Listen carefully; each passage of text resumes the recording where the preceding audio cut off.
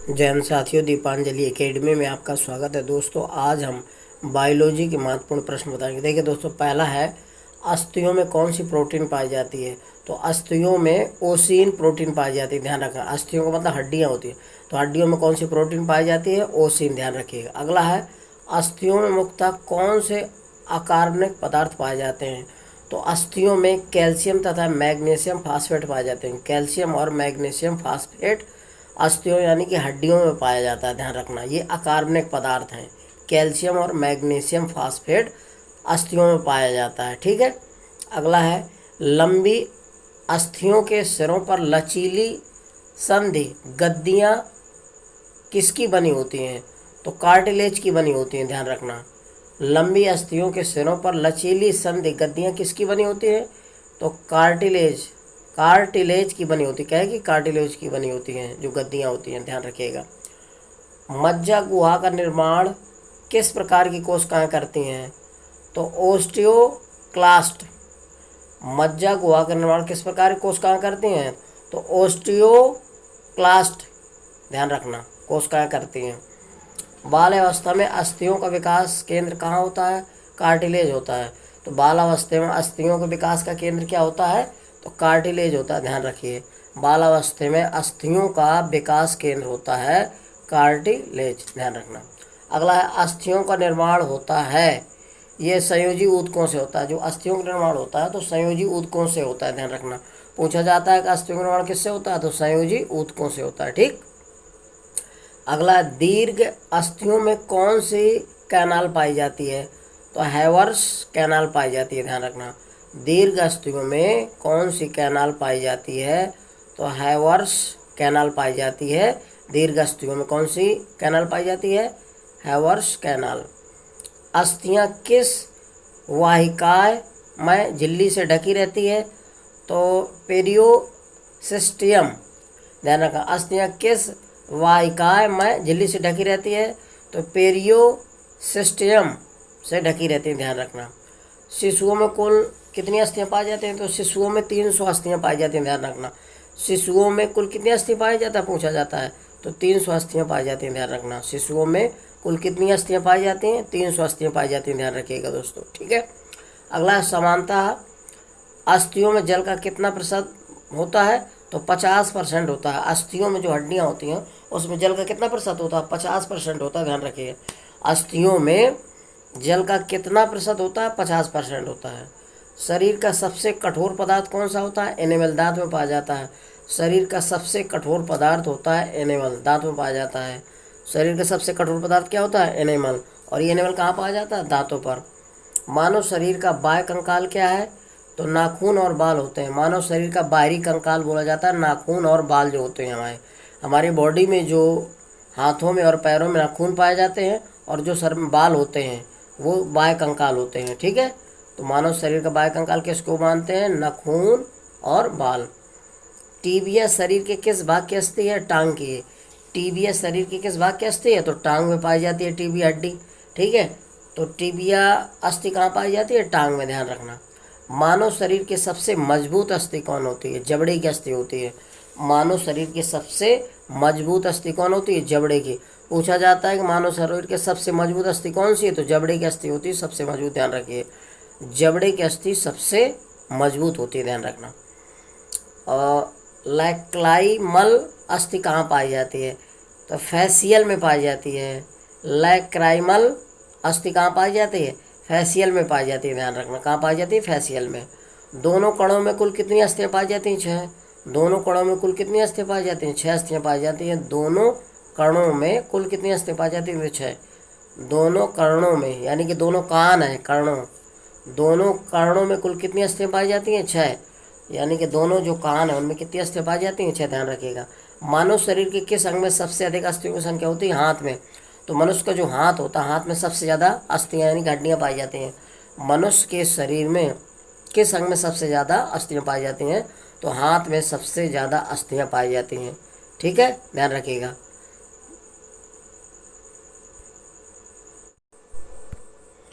अगला है साथियों, हिपेरिन नामक प्रोटीन का निर्माण कहाँ होता है, तो यकृत में होता है, ध्यान रखना। हिपेरिन नामक प्रोटीन का निर्माण कहाँ होता है? यकृत में, ध्यान रखिएगा। पैरोटिड ग्रंथि कहाँ पाई जाती है? तो कर्णों के बीच पाई जाती है। जो कान है कर्णों के बीच में पाई जाती है। पैरोटिड ग्रंथि कहाँ पाई जाती है?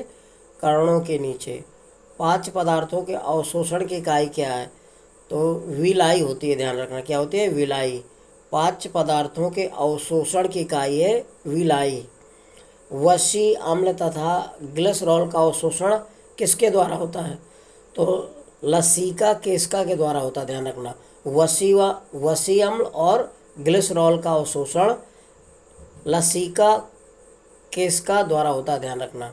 यानी कि जो वसी अम्ल है और ग्लिसरॉल का अवशोषण किसके द्वारा होता है? लसिका केशिका द्वारा होता है, ध्यान रखिएगा। भूख तथा तृप्ति किसके द्वारा नियंत्रित होता है?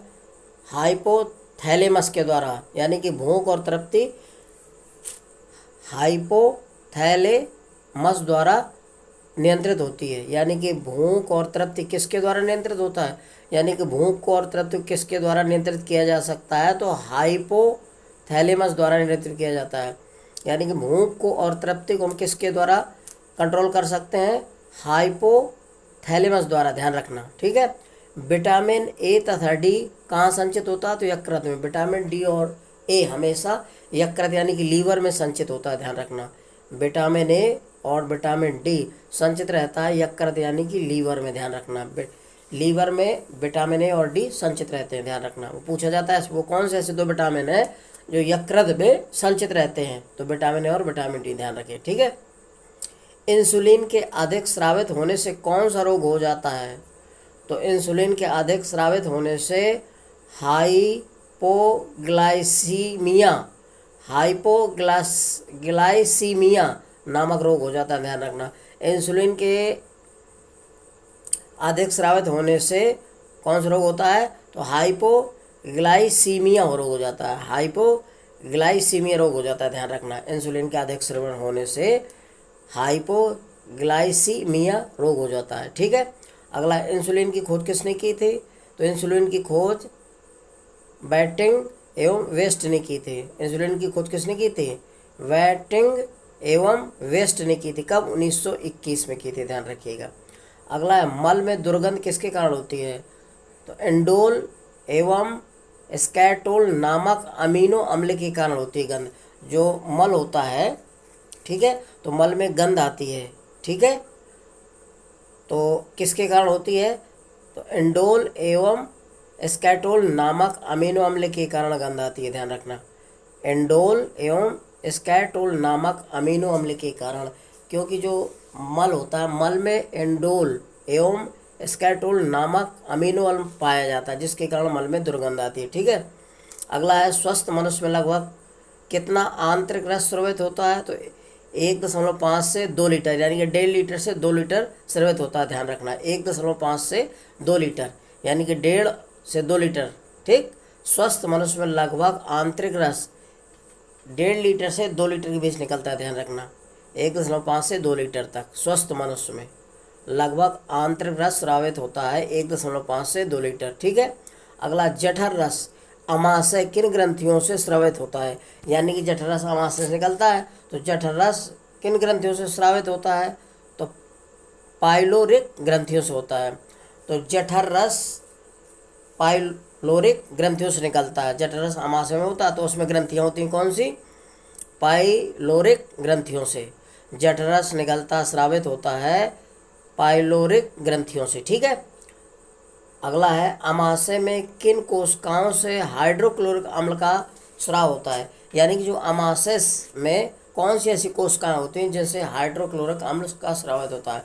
अमाशय से तो निकलता है, लेकिन उसमें कुछ कोशिकाएं होती हैं जिनसे हाइड्रोक्लोरिक अम्ल यानी कि HCl, ठीक है, कौन सा? HCl अम्ल का स्रावित होता है। तो ऑक्सीटेनिक कोशिकाओं से निकलता है कौन सा? हाइड्रोक्लोरिक अम्ल।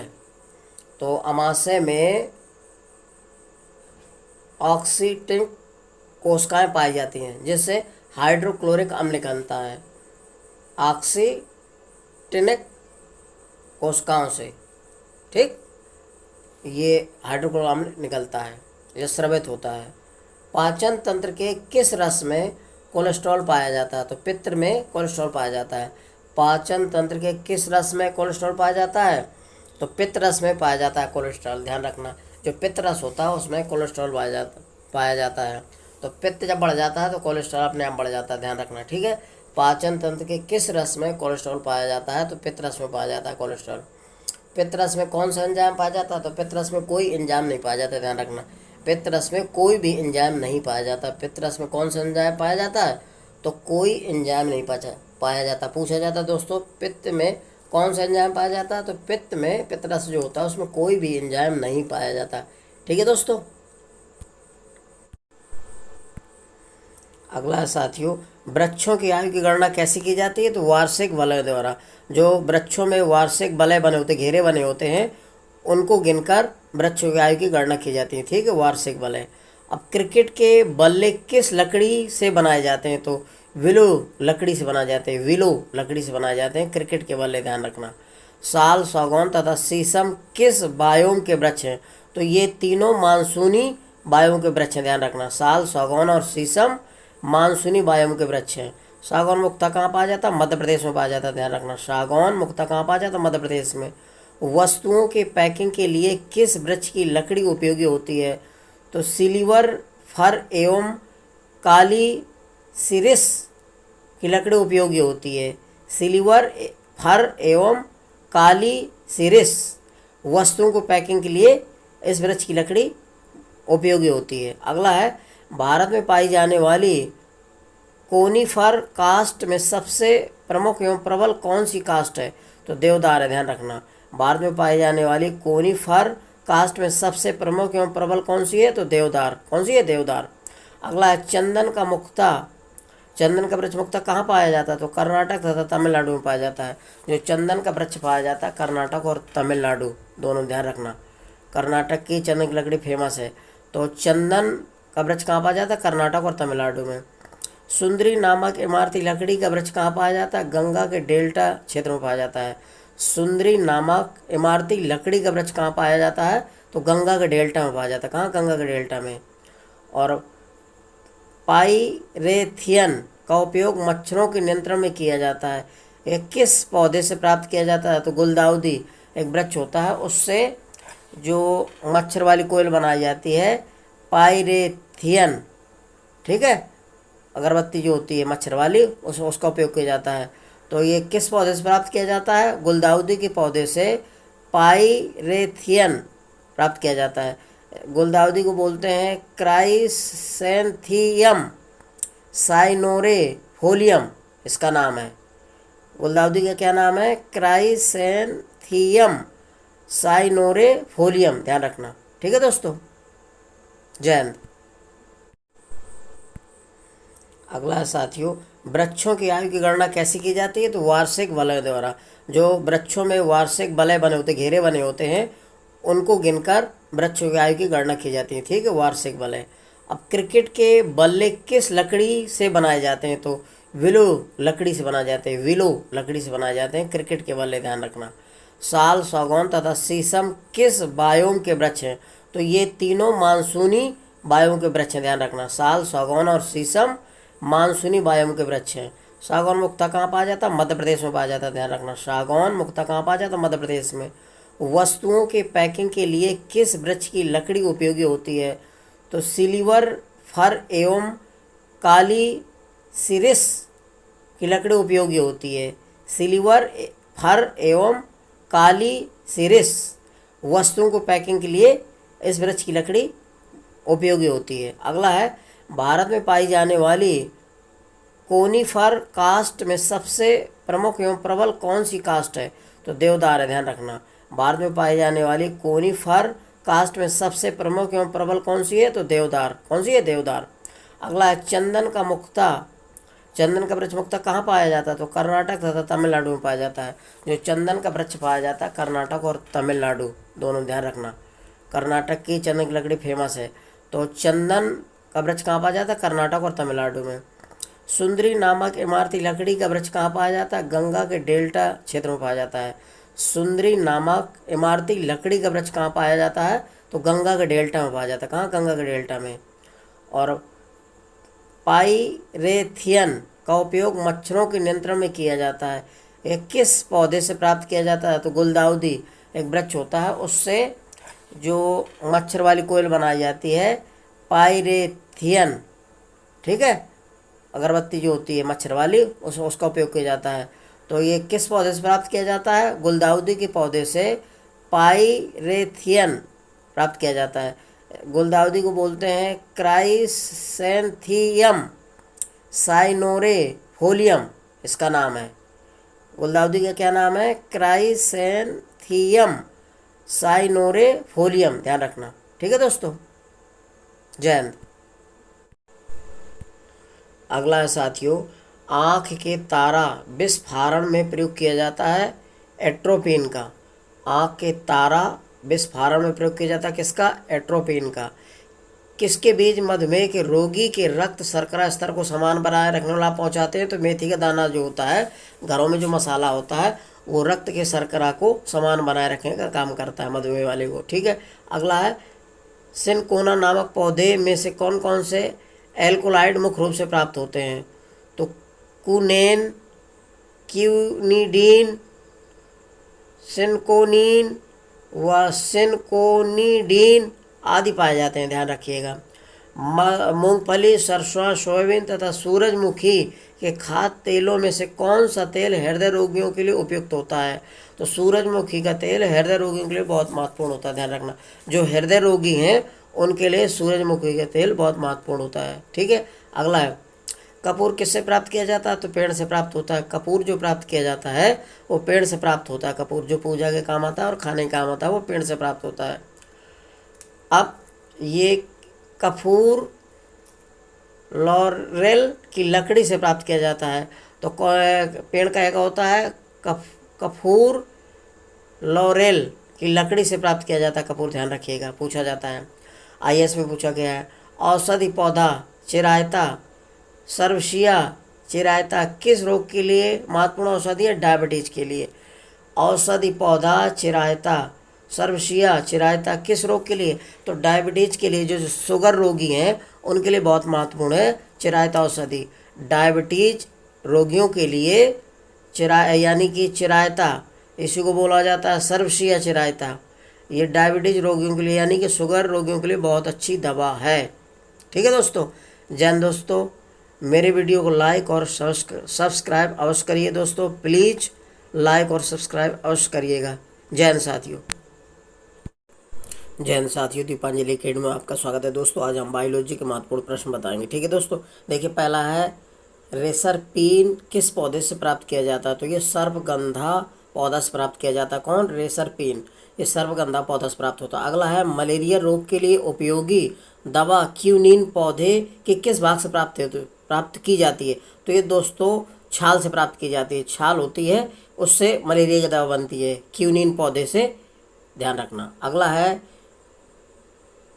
एट्रोपिन तथा हायोसाइमस नामक दवा जो कि केंद्रीय नाड़ी तंत्र के ऊपर प्रभाव डालकर दर्द कम करती है, ये किस पौधे से प्राप्त किया जाता है? तो बेलाडोना से प्राप्त किया जाता है, ध्यान रखना। किससे प्राप्त किया जाता है? बेलाडोना से।